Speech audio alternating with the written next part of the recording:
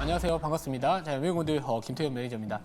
자, 제약바이오 섹터 여전히 상당히 강한 모습 보여주고 있고, 여러분들 잘 아시겠지만 제가 8월 초부터 제약바이오 정말로 많이 강조를 드렸고, 생수에 실제로 100을 기준으로 봤었을 때 거의 한 80% 가깝게 다 제약바이오를 깔아뒀습니다. 근데 오늘은 제약바이오 말고 다른 섹터, 이 9월 달을 준비하자라는 관점에서 물론 제가 현재 이제 수익률 2등으로 이제 1등과는 좀 격차가 좀 있어서 사실 이런 부분들 수익률 따라잡으려고 급등한 종목들 이렇게 매매할 수도 있겠지만 우선 저는 9월 달을 바라볼 시점은 이제 됐다라고 보고 있어서 9월에 이슈를 부각받을 만한 키워드 여러 가지 키워드를 좀 말씀을 드리면서 잠시 뒤에 그 종목 편입을 하도록 하겠습니다.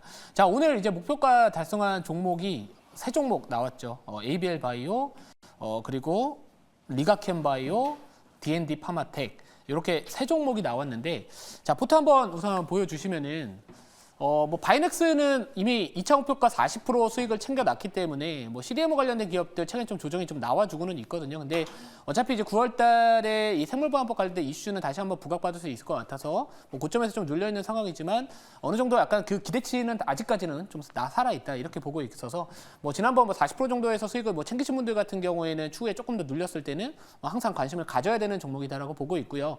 ABL 바이오 장중에 거의 지금 VI까지 발동을 하면서 38,500원까지 갔다가 지금 상승 탄력이 4% 정도까지 이제 상승 탄력이 좀 둔화가 되면서 이것도 20 몇 %, 30%까지 갔었죠. 수익률 2차 목표가 달성을 했는데 저는 그렇게 생각을 합니다. 제약바이오 섹터에 대한 부분들 특히나 어떤 느낌을 받냐면은 이전에 이제 우리가 2차 전지 관련해서 에코프로 그룹주들이 이 포모 현상으로서 어떻게 보면 계속해서 수급이 유입되면서 가는 종목이 더 가는 시장이었었거든요. 근데 최근에 제 느낌을 본다면 유한양이 과거에 약간 에코프로 BM이나 에코프로 그룹주의 느낌을 좀 받고 있습니다. 이거는 어떻게 보면 지금 포모에 대한 부분들도 슬슬 좀 반영이 되는 시점이고요. 특히나 이 알테오젠도 코스닥 시총 1등으로 또 자리를 매김을 함으로써 이 패시브 자금들이라고 할 수 있는 ETF나 아니면 전반적인 이런 펀드들 추종하고 있는 이 바이오 섹터나 이런 헬스케어 섹터를 추종하고 있는 그런 자금들이 계속해서 좀 유입될 수밖에 없지 않을까. 그렇게 되면 결국에 과거에 우리가 에코프로 그룹주들이 올라갔었을 때 다른 섹터가 힘을 내지 못했듯이 이번에도 마찬가지로 약간 그런 느낌을 받습니다. 그래서 유한양행 같은 경우에는 제가 이 포트에는 없지만 저하고 함께 하시는 분들 포트에 이제 이 추천을 드린 상황이다 보니까 오늘은 사실 비중을 조금 줄였어요. 줄여서 한 50% 이상에서 수익을 좀 챙겨놨었고, 그러니까 제약바이오 섹터가 더 갈 건 같습니다만 약간 이 강약 조절에 대한 부분들이 필요한 시점이지 않을까. 그래서 저는 오늘은 일부 종목들, 저하고 함께 하시는 분들 또 종목들도 바이오가 많이 깔아뒀는데 오늘은 약간 비중을 줄였습니다. 그래서 저는 솔직히 지금 신규 진입은 이미 급등한 종목들은 사실 아니라고 이제는 슬슬 보고 있는 상황이고, 눌렸을 때, 사더라도 이제부터 눌렸을 때 좀 분할로 가야 되는 시기가 오지 않았나. 저는 개인적으로는 그렇게 생각을 하고 있고요. 자, 리가캠 바이오도 마찬가지로 제가 2차 목표가 99,500원을 말씀을 드렸는데 오늘 딱 그 가격까지 가면서 좀 왔습니다. 근데 이 플랫폼 관련된 기업들이 있죠. ADC 관련해서는 이제 리가캠 바이오가 또 어떻게 보면 대장주라고 할 수 있는 부분들이고, 그 알테오젠 같은 경우에도 계속해서 지금 갈 듯 말 듯, 그러니까 뭔가 분출이 나올 것 같지만 아직까지 좀 나오지 않은 상황이거든요. 근데 제가 사실 플랫폼 쪽 관련해서 세 기업 정도만 주목하시면 된다라고 말씀드렸고, 최근에 이제 하나 추가한다면 에이프릴 바이오, 사파 플랫폼 관련된 부분들이 있으니까 플랫폼 관련된 기술력을 좀 부각받을 수 있는 기업들, 제가 어제 공개 방송에서도 사실 ABL 바이오를 좀 말씀을 드렸었거든요. 에이프릴 바이오도 마찬가지겠지만, 그래서 저는 지금 제약바이오 섹터는 세 가지 파로 나눌 수 있다고 보고 있습니다. 유한양행파, 알테오젠파, 그리고 CDMO파, 이렇게 저는 관심 있게 보고 있는데, 유한양행파 같은 경우는 최근 전통 제약사들도 같이 또 주목을 받는 상황에서 유한양이 계속 가고 있고, 저는 그래서 제약바이오 sek터는 지금은 약간은 좀 비중을 좀 줄여두고 나머지로 추가적인 보유자 영역으로서만 좀 가져가야 되는 시기가 도래되지 않았나, 저는 개인적으로 그렇게 보고 있습니다. 자, 그래서 D&D 파마텍 바로 어제 편입해서 당일날 또 10% 중반 이상의 또 급등세가 나와주면서 1차 목표가 도달한 상황이고요. 그래서 이번 달 제가 이제 누적 수익이 이제 150% 정도까지 어느덧 올라왔습니다. 에이프릴 바이오가 좀 아까웠어요. 오늘 아침에 좀 전반적인 제약바이오 섹터 분위기 좋을 때 이게 2차 목표가 갔었다면은 제 누적 수익이 이번 달 180% 후반 갔을 거고, 사실 5종목 이외에 제 포트에, 이번 달 포트에 지금 현재 수익 중인 제약바이오 섹터가 사실 많습니다. 근데 목표가 달성을 안 하면은 사실 의미가 없거든요. 그래서 그 부분은 제가 잠시 뒤에 또 말씀드릴 거고, 자, 그래서 다음 자료 한번 보여주시면은 제가 한번 이번 달 전략 김태호 매니저가 어떻게 잡았는지를 좀 말씀을 드려볼게요. 그리고 이제 앞으로의 우리가 시장을 바라봤었을 때 9월달 어떤 포인트에 주목을 해야 될까? 그냥 키워드만 갖고 왔습니다. 자, 첫 번째가 이제 저는 9월달 변동성이 좀 커질 거라고 보고 있거든요. 그게 제가 지난번 7월달에도 변동성 커질 거라고 좀 말씀드렸었고, 그때 조선과 방산 섹터를 집중적으로 편입을 하면서 변동성 확대 장세로부터 살아남았습니다. 근데 9월 달도 마찬가지로 시장에 약간 긍정적인 부분들보다는 약간 부담이 될 수 있는 요인들이 저는 많다라고 보고 있습니다. 첫 번째가 미국 대선 토론회. 관련해서 우리가 이제 6월 달 20 며칠 날 이제 미국의 첫 번째 대선 토론회가 있으면서 7월 달부터 이 트럼프의 어떤 그 발언으로 인해서 뭐 정책 불확실성이 노출된 업종들 같은 경우에는 좀 변동성이 많이 키웠거든요. 물론 트럼프 트레이드라고 해서 관련된 또 수혜 섹터들은 올라갔습니다만 전체적인 이 정책 불확실성에 대한 부분들이 좀 부담을 느꼈다.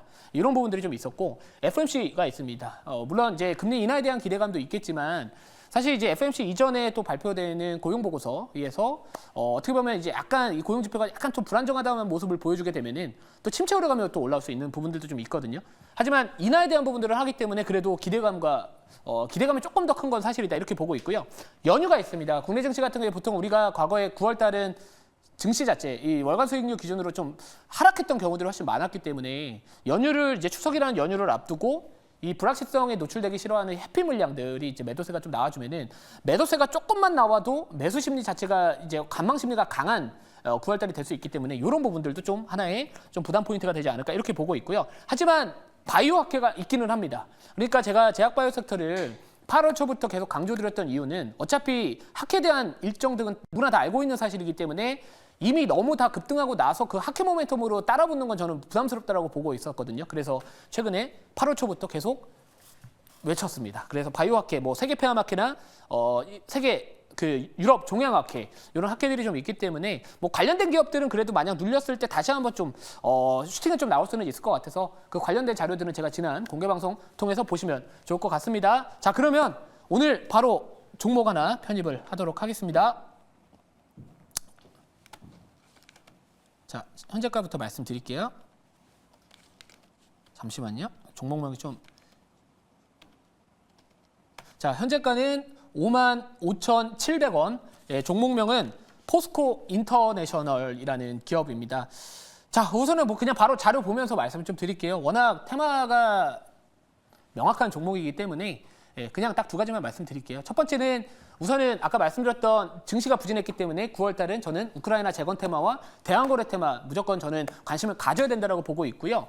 자, 그리고 이제 금권가에서도 마찬가지로 코스피를 비수출주가 대안이다. 그러니까 약간의 미국의 금리 인하 속도가 빨라졌었을 때 물론 우리나라도 금리 인하를 하겠지만 전반적인 이 환율에 대한 부분들도 부담이 될 수는 있고요. 특히나 수출주 같은 경우는 연휴를 앞두고 있기 때문에 조업 일수가 떨어지게 되면은 결국에 이 수출 자체가 약간은 수출 기업들은 뭐라 그럴까요? 좀 부담을 느낄 수 있다. 저는 그렇게 보고 있습니다. 그리고 대환거래 관련해서 동해 울릉 분지 탐사 10호지점이 있는데 사실 이거는 직접적으로는 한국가스공사가 관련으로 좀 부각받을 수는 있겠지만 이런 종목들 포스코 인터내셔널도 마찬가지로 대환거래 관련된 종목으로서 또 부각받을 수 있는 상황이고 또 이 포스코 인터내셔널은 또 우크라이나 재건 쪽으로도 같이 엮이는 종목이기 때문에 뭐 최근에 9월 달 미국과 종전 논의를 원한다라는 젤렌스키의 이 발언이 좀 있었기 때문에 또 9월 달 어떻게 보면 대선 토론회에서 또 트럼프가 어떤 이야기 할지 모르는 상황에서 이런 것들도 좀 좋지 않을까 이렇게 포인트를 잡아봤다 이렇게 보시면 될 것 같습니다. 자, 가격 전략 바로 말씀을 좀 드릴게요.